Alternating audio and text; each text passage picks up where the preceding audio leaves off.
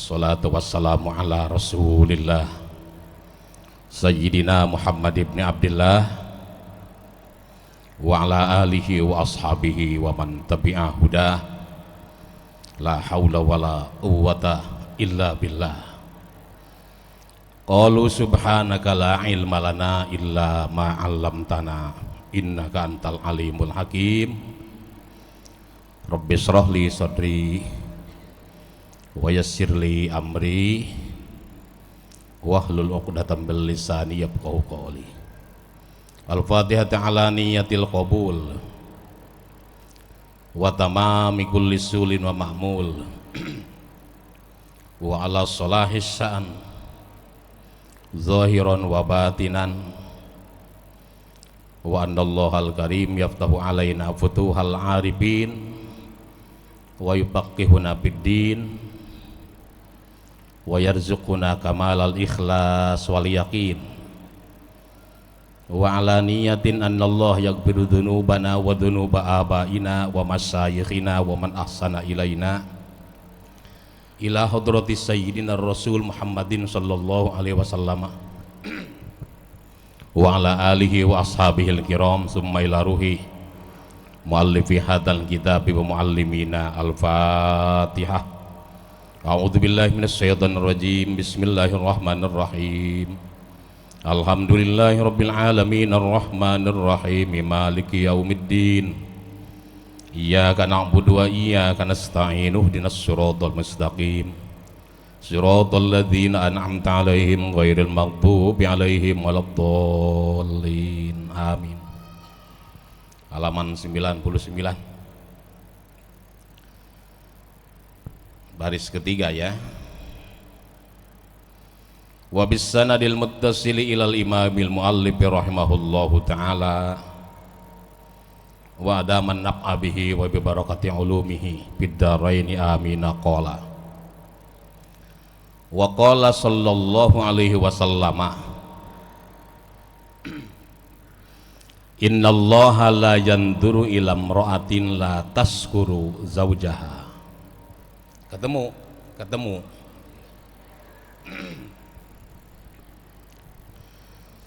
dan telah bersabda Rasulullah sallallahu alaihi wasallam, innallaha sesungguhnya Allah la yanzuru tidak akan memandang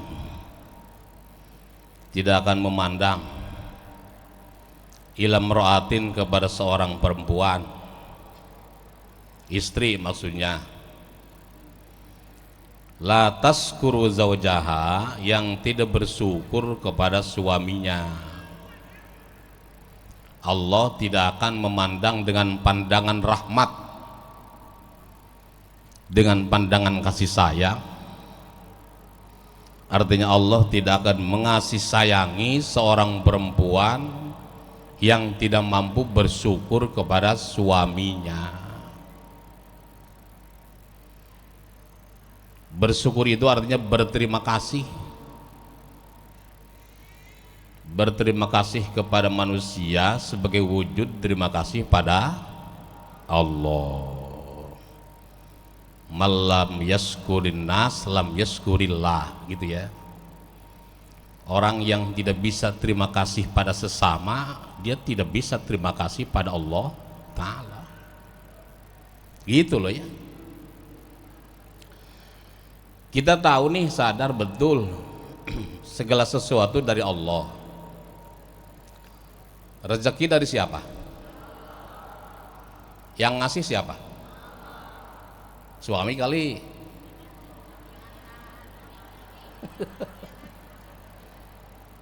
Rezeki dari Allah diperantarai oleh salah satunya suami, salah duanya orang tua. Jadi harus terima kasih kepada seseorang yang sudah diperankan menjadi perantara atas itu, gitu loh ya.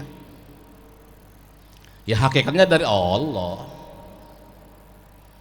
Nima duit, ambil kantong. Kok nggak terima kasih? Ini kan dari Allah.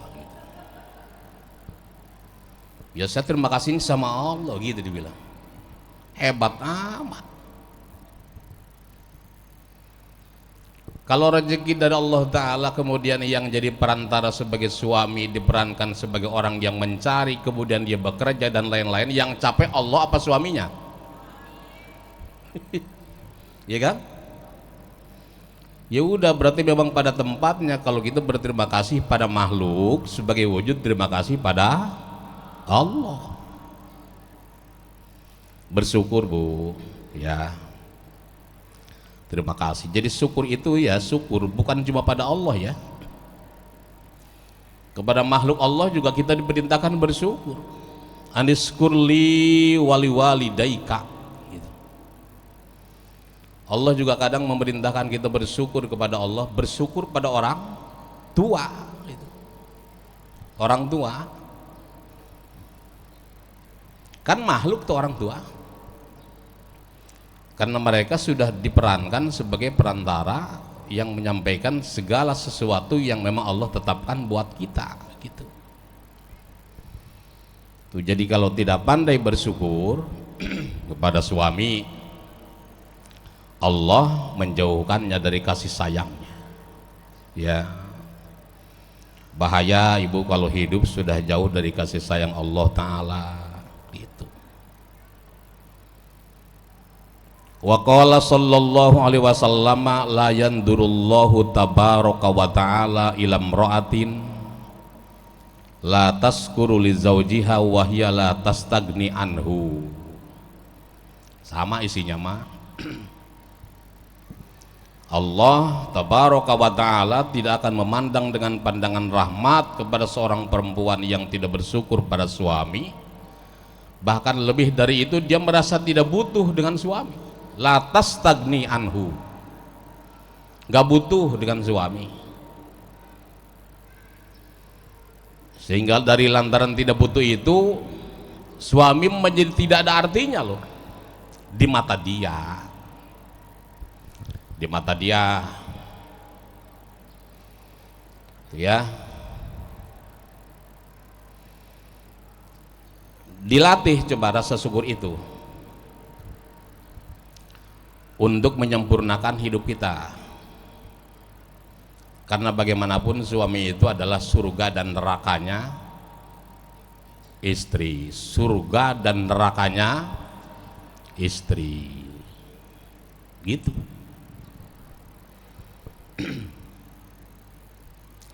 Istri diuji pada saat susah, benar ya? Suami diuji pada saat kaya. Iyalah. Sejauh mana kesabaran seorang istri diuji pada saat suaminya susah. Bagaimana keteguhan seorang suami diuji pada saat dia berjaya. Karena kadang-kadang banyak lagu. Iya, lagu sama irama, lagu masak, lagu LP.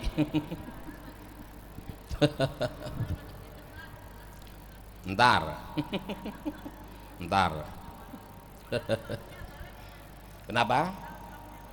Zolim. Ya, gimana kalau suaminya zolim? Karena ada penjelasan dulu tentang bagaimana seorang perempuan yang mampu menahan kedoliman suaminya. Dia bersabar atas semua rasa sakit, rasa yang tidak menyenangkan yang didatangkan dari seorang suami yang dolim gitu. Ya bersabar, kagak bisa sabar nih. Sampai ada bilang sabar itu ada batasnya kagak? Kagak ada. Ya udah bersabar. Didoain, ya. Didoain biar laki hatinya bener gitu, supaya dia bener, kita nih istri harus bener juga gitu. Insya Allah ini makan ahli ngaji semua ya kan. Minimal gini Bu, Dari penilaian secara zohir, orang kalau udah mau pada ngaji kayak gini tandanya bener, zohirnya aja dulu. Emang hati siapa yang tahu sih? Kagak ada ya. Udah kita semua nilai-nilai zohir. Nahnu nahkumu bizzawahiri wallahu ya'lamus sarair. Semua orang juga menilai orang lain dari tampilan zohir aja dulu. Persoalan hati cuma Allah yang tahu, ya kan? Maka kita jangan sok tahu dengan hati orang lain. Jadi insya Allah nih, dari lontaran tampilan zohirnya kayak gini nih tukang ngaji, dilihatnya kan sedep, ini sedep dilihatannya kayak sayur cukup bumbu. Memang kudu begini perempuan mah, kelihatannya menyenangkan gitu ya. Duduk bersimpuh di majelis taklim, asal jangan sambil ngomongin laki aja gitu. Udah zohirnya bagus, zohirnya bagus. Kalaupun hatinya jelek, nggak bakal sejelek orang yang tidak pernah terpanggil buat kayak gini loh, ya. Syiar yang pasti sudah terlihat, syiar. Wa may yu'azzim sya'airallah fa innaha min taqwal qulub. Siapa saja orang yang sudah mengagungkan syiar agama Allah, ini cerminan ketakwaan yang ada di dalam hati. Gitu ya. Tinggal nanti kalau kita mendapati diri kita ada hal-hal yang kurang, tinggal dibenerin dikit-dikit. Dibenerin dikit-dikit, namanya tukang ngaji kita ya. Itu. Wa qala Abu Hurairah radhiyallahu anhu sami'tu Rasulullah sallallahu alaihi wasallam yaqulu, dan telah berkata Abu Hurairah radhiyallahu anhu, saya dengar Rasulullah sallallahu alaihi wasallam bersabda, "Lau anna lil mar'ati minal mali misla mulki Sulaiman bin Dawud alaihi wassalam wa qalahu zawjuha summa qalat lahu aina mali illa ahbatallahu amalaha arba'ina sanatan." Kata Rasulullah sallallahu alaihi wasallam, andai kata ada seorang perempuan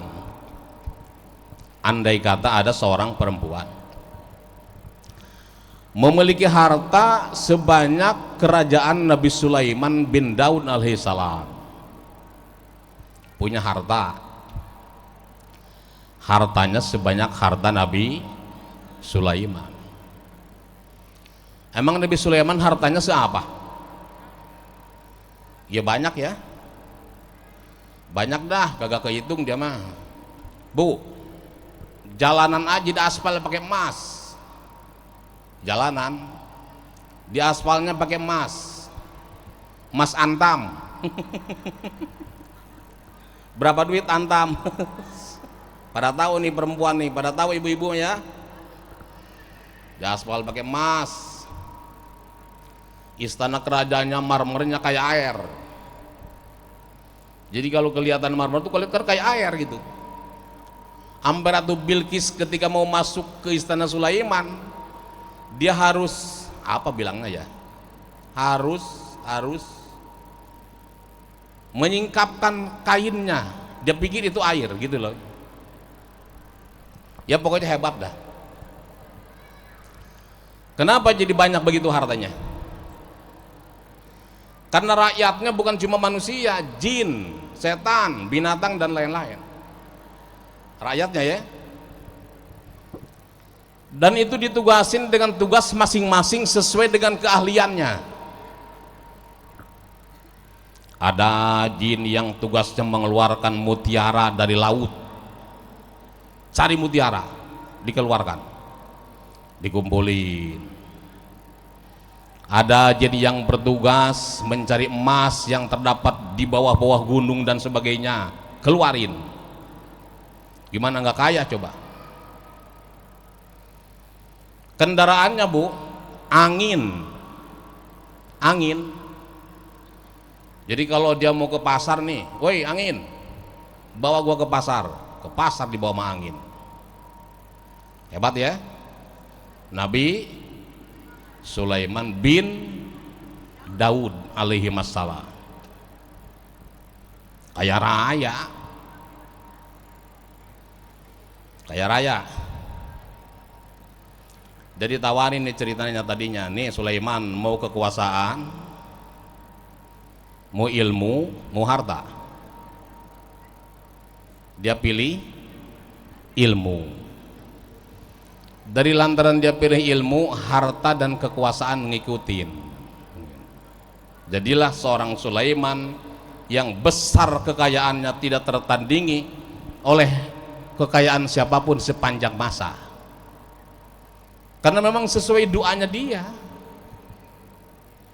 Ya Allah, berikan saya kerajaan dengan besar yang tidak bisa ditandingi oleh besarnya kerajaan siapapun setelah aku.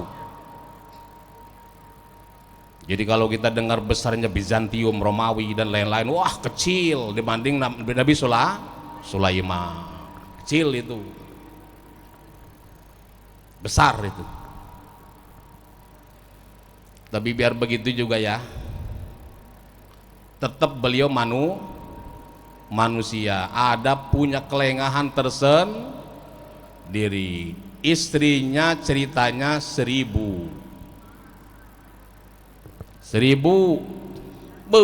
istri 1000. Kapan pakai celana dia? Maksud saya, ya kapan? Enggak tahu lah, pokoknya itulah ya.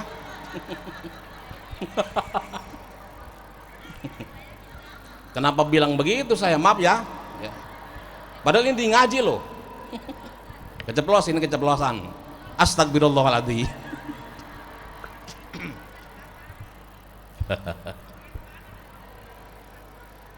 Salah satu dari sebanyak istrinya itu, ada yang secara diam-diam menyembah patung bapaknya. Gitu loh ya. Jadi dia selalu merasa terbayang dengan wajah bapaknya dan minta pada orang lain buat dibuatkan patung bapaknya. Diam-diam disembah sama dia. Nabi Sulaiman nggak tahu tuh. Kalau kata orang Sunda mah katineng, karama, selalu terbayang dengan orang tua, dibikin patung. Dihukum Nabi Sulaiman sama Allah Ta'ala. Gimana dihukumnya? Cincinnya dia nih, ini cincin saya, bukan cincin Nabi Sulaiman. Dia kan punya cincin ya. Demi Nabi Sulaiman itu punya cincin, ibu. Kalau ke kamar kecil dibuka,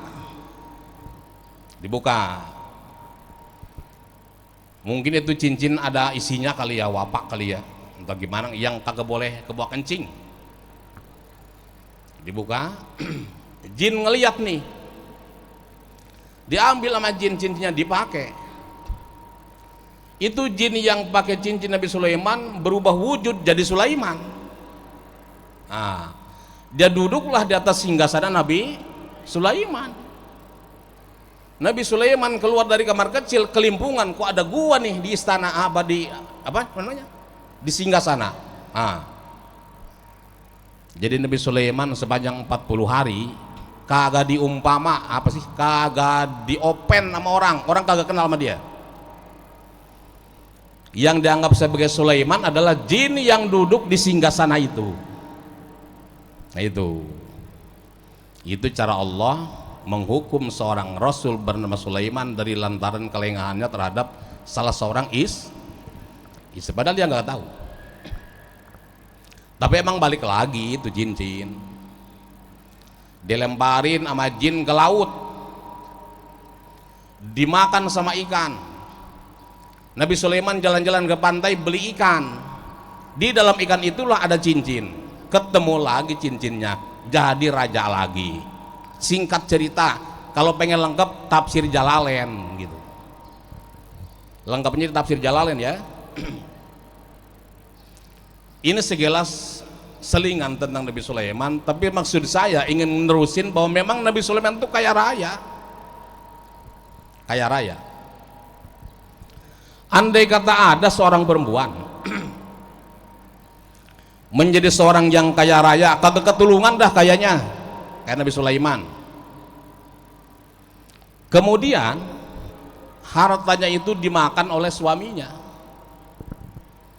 dimakan sama suaminya. Jadi ceritanya mungkin istrinya kaya, suaminya numpang makan dah sama bininya. Kan banyak bininya kerja, lakinya mah gapleh mulu. Aduh, gimana? Makan boleh bini gitu ya misal ya. Tiba-tiba dia bilang, summa qalat lahu aina mali, kemana harta saya?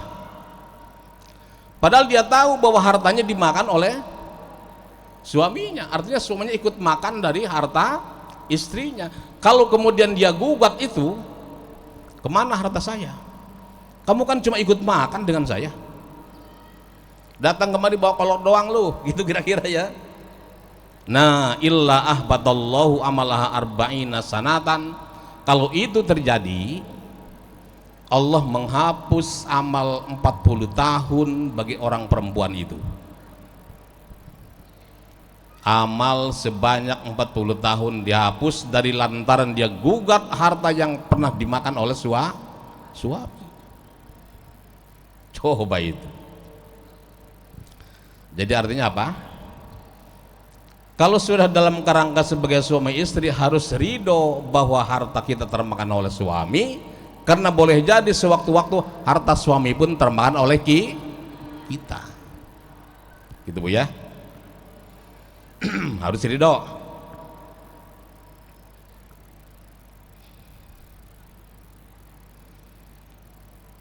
Ada lagi bandingannya nih dari Utsman bin Affan. Siapa Utsman? Utsman tahu Utsman? Sahabat Rasulullah SAW yang statusnya sekaligus sebagai menantu Rasul. Sami'tu Rasulullah sallallahu alaihi wasallam yaqulu, saya dengar Rasulullah bersabda, "Lau annal mar'ata malakatid dunya bihadzapiriha wa anfaqatil jami'a ila zawjiha summa mannat alaihi badahinin illa ahbatallahu amalha wa hasaraha ma'aqarun."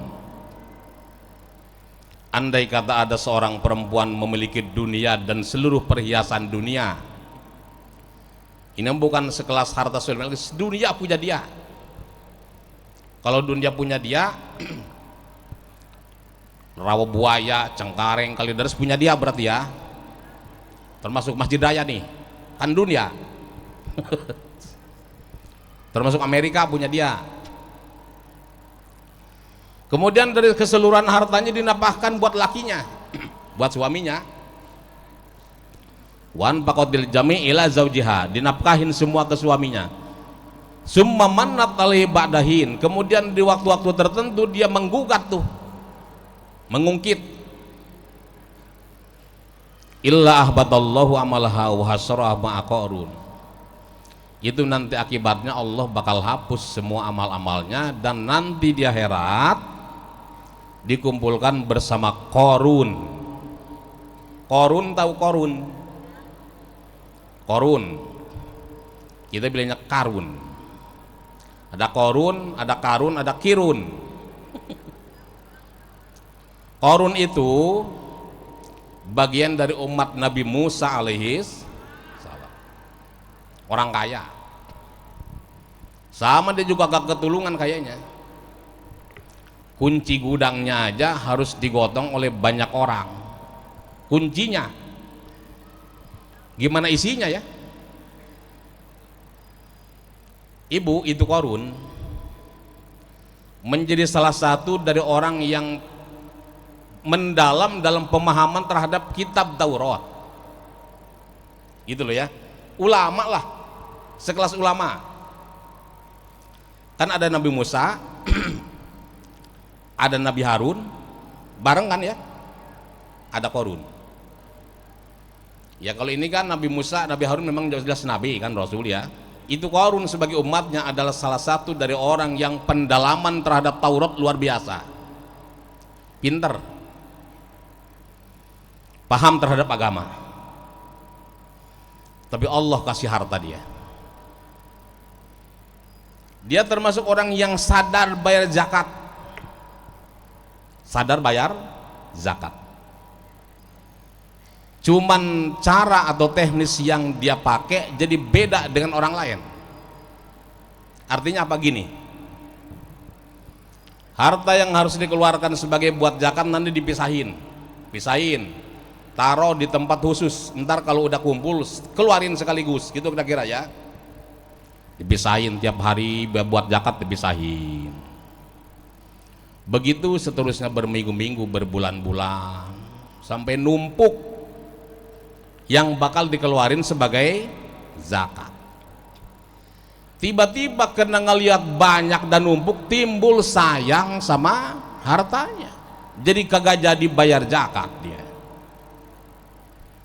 Dari lantaran itulah kemudian Allah ambleskan hartanya sekaligus dirinya ke perut bumi. Makanya ada istilah kalau kita nemu apa aja, lagi macul petani nemu emas, oh harta karun, ya kan? Padahal Qarun hidupnya di Mesir, nemunya di Bojong, ilokan harta karun itu. Ya kalau di Mesir iya ya, tapi itu istilah. Nih perempuan yang tadi itu, yang dia punya dunia secara keseluruhan dan dinafkahkan kepada suaminya, lalu ia mengungkitnya, itu bakal dikumpulin bareng Qarun di akhirat. Qarun di mana ntar? Nah, neraka. Jangan mau masuk neraka. Ya. Jangan mau masuk neraka. Jadi oleh karena itu hindari itu. Serem tuh Qarun urusannya. Ya. Dia berjalan di keramaian orang, di kerumunan orang dengan memperlihatkan seluruh kekayaannya luar biasa. Sombong, takabur, dari lantaran serba ada. Makanya gini Bu, kalau kita mau sedekah, gak usah nunggu punya banyak, ya. Gak usah nunggu punya banyak, sepunyanya aja, Sedekah 2.000 Ustaz, boleh? Boleh. 2.000. Apa kelebihannya sedekah kecil coba? Kita kagak nginget-nginget. Kalau kecil mah ya, ilokan ngobrol. Oh saya mah alhamdulillah tiap Selasa 2.000 sedekah. Sohor amat lu 2.000 juga. Selasa sedekah, Rebo hilang, nggak ingat tuh. Selamat lu begitu ya, selamat ya. Jadi apa kebaikan yang kita lakukan berupa sedekah tidak lagi jadi ingatan kita, sehingga untuk melakukan satu keriaan riya di hadapan orang tidak mungkin. Kan nggak diobrolin lah. Sedekah gede gimana? Bagus. Cuman tidak tertutup kemungkinan buat ngobrolin ke orang. Ini masjid nih, saya nyumbang nih 100 sak.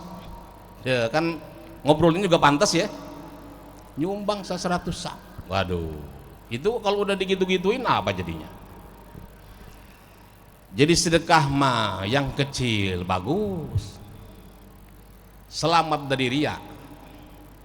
Kan gak mungkin orang kecil kepengen kesebut. Yang besar juga bagus karena pahalanya besar. Gitu loh. Nih saya sedekah ya 1 juta. Hamba Allah aja tulisnya dalam kurung Abdul Hanan gitu. Hamba Allah dalam kurung nama gue. Ada gitu ya, hamba Allah sekian, hamba Allah sekian gitu ya. Sedekah kan disebut-sebutin namanya gitu. Si anu sekian, si anu sekian, 50.000, hamba Allah 1.000.000. Nah gue tuh gitu. Sama aja. Kecuali ada muatan dakwah. Dakwah nih, misal kita kolekan nih, tau kolekan nggak? Ya, ibu-ibu teman kita ada yang sakit, misal ya, ayolah kita urunan berapa aja sebisanya. Kita ngasih dah paling gede, gedenya berapa? Ya 100.000 misal ya, kan kalau kolekan mah dah kan gini. Nih 100.000, tulis. Maksudnya biar dicontoh sama yang lain. Itu kalau ada unsur dakwah nggak apa-apa. Yang penting hatinya tetap selamat gitu. Dari terisinya atau terdatangi oleh sifat ria gitu. Jadi yang gede bagus, yang kecil bagus, yang kagak bagus, yang kagak sodako.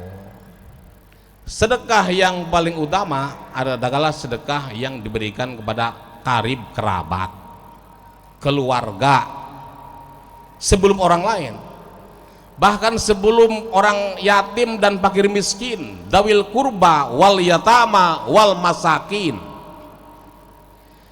Jadi sedekah itu kerabat dulu, cari kerabat kita, keluarga kita yang kagak mampu, sedekahin.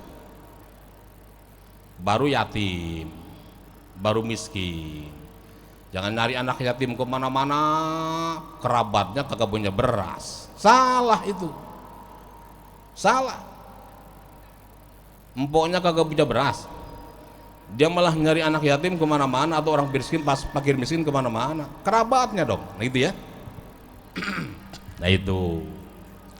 Jadi diutamakan adalah orang terdekat yang memang punya keterkaitan secara nasab dengan kita. Selamatkan diri kita dari semua apapun yang menjadi penyakit amal kita, entah itu riya, entah mengungkit dan sebagainya, terlebih mengungkit kepada seorang suami, karena bagaimanapun suami itu belahan jiwa kita.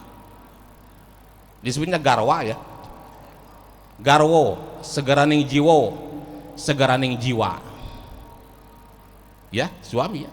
Nah statusnya itu surga dan nerakanya istri. Ini aja sebetulnya, ini hukumnya udah siang nih. Udah 9:30. Demikian ibu-ibu yang dapat saya sampaikan.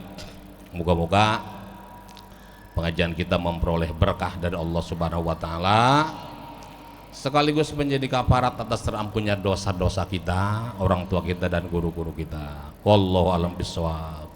Allah manfa'na bima 'allamtana wa 'allimna ma yanfa'una warzuqna ilman yanfa'una. Allah mabarik bi dzurriyyatina wa la tadurruhum wa waffiqhum li ta'atika warzuqna birrahum waj'alna wa iyyahum min ahlil ilmi wal khair wa la taj'alna wa iyyahum min ahlil jahli was su'i wad dhair. Rabbana ighfir lana dzunubana wa liwalidina warhamhum kama rabbawna shighara wa li jami'il mu'minina wal mu'minat wal muslimin wal muslimat al ahya'i minhum wal amwat. Rabbana atina fid dunya hasanah wa fil akhirati hasanah wa qina adzabannar. Wa sallallahu ala sayyidina Muhammadin wa ala alihi wa sahbihi wa sallama walhamdulillahi rabbil alamin. Amin. Wallahul muwaffiq ila aqwamit thoriq. Wassalamualaikum warahmatullahi wabarakatuh.